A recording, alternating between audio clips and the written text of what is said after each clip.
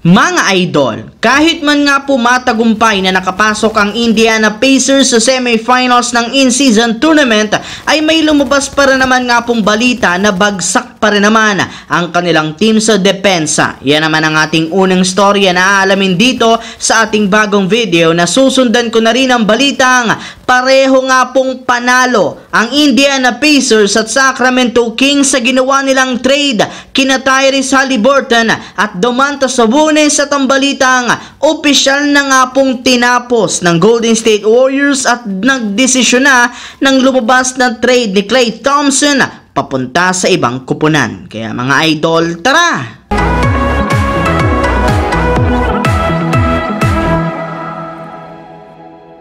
Matagumpay nga po mga idol na naipanalo ng Indiana Pacers ang kanilang quarterfinals game kahapon laban sa top team sa Eastern Conference na Boston Celtics. Kaya dediretso na nga sila ngayon sa semifinals ng in-season tournament na gaganapin sa Las Vegas, kung saan kakalabanin nga po nila dito ang mananalo sa pagitan ng Milwaukee Bucks at New York Knicks. Yes mga idol, paunti-unti na nga silang nakakaabante sa pagkuha sa napakalaking premyo sa in-season tournament, at nagawa nga nila yan dahil sa napakalakas nilang opensa sa pagkakaroon nga po nila ng offensive ratings 123.8 points per game. Ang kaso lamang, sa kabila nga po ng magandang opensa nila na dala-dala, meron pa rin naman ngang napakalaking butas ang kanilang lineup sa pagiging ika-29 team pagdating sa depensa, sa pagkakaroon nila ng 120.2 points sa defensive ratings.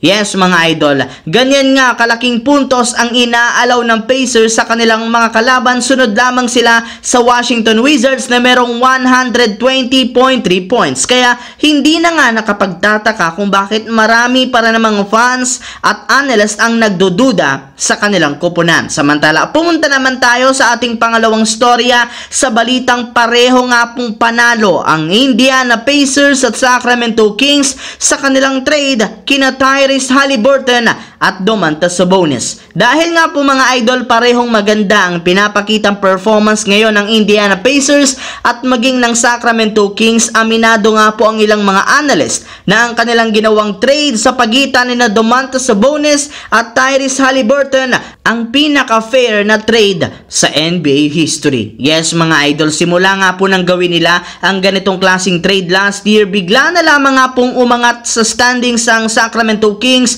at ang Indiana Pacers. Hindi rin naman nga nagka-problema sina Sabonis at Haliburton sa kanilang kupunan, since nakabuo nga agad sila dito ng magandang chemistry, plus hindi nga katulad sa kanilang dating team, mas nakakagalaw nga sila ngayon ng mas maayos. Kaya maging ang ilang mga fans ay namangha na rin naman sa pagkapanalo ng Indiana Pacers at ng Kings sa kanilang ginawang trade.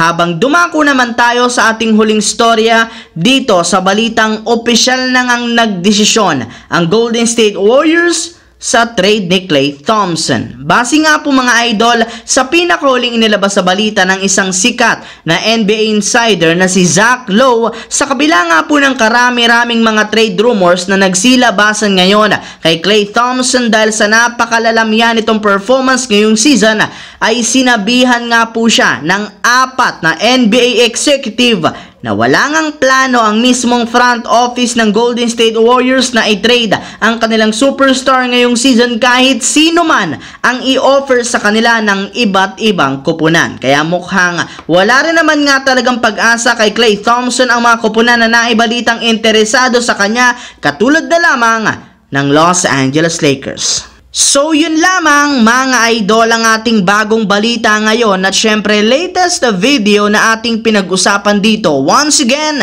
this is your J-Zone TV. Huwag kalimutang mag-like at syempre mag-subscribe na rin. Pindutin ang notification bell sa akin channel para lagi kayo maging updated sa mga nangyayari sa NBA. Isang malaking shout out sa lahat ng solid J-Zone TV dyan.